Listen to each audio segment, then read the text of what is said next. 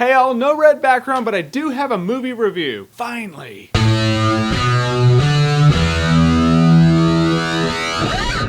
Super. So I'm in California, I saw a screening of Super, and if you don't know what Super is, it's the story of Rainn Wilson, aka Dwight Schrute from The Office, who loses his wife, Liv Tyler, to Kevin Bacon, aka Mr. Douchebag. And he plays douchebag really well. You just see the guy and you're like, that's a douche. So then Rainn Wilson believes he has been touched by God with the purpose of becoming the superhero, the Crimson Bolt. After that, it's kind of what you think it should be if an average guy became a superhero, but kind of not. Because he's actually pretty dark. It's like if Dwight from The Office became the Punisher. He bludgeons people with a wrench. If he doesn't kill them, yeah, they're not in good shape. Are you not laughing already? That's awesome. And it was built on like a ham sandwich budget, so it's like Napoleon Dynamite meets Kick-Ass with a little bit of falling down in it. With a cameo by Nathan Fillion, which always adds awesome to anything. And you think, alright, it's pretty funny, it's going on, and then something happens where you're like, holy shit, that was so violent. You think you've seen it all, and then the movie gets bloody as shit, which again is always fun. It's like Kick-Ass, but darker. I don't know if it's more violent than Kick-Ass, but it is darker than Kick-Ass. Like, he needs a weapon, so he's tossing around, what weapon should I use? How should I get a weapon? And then he says,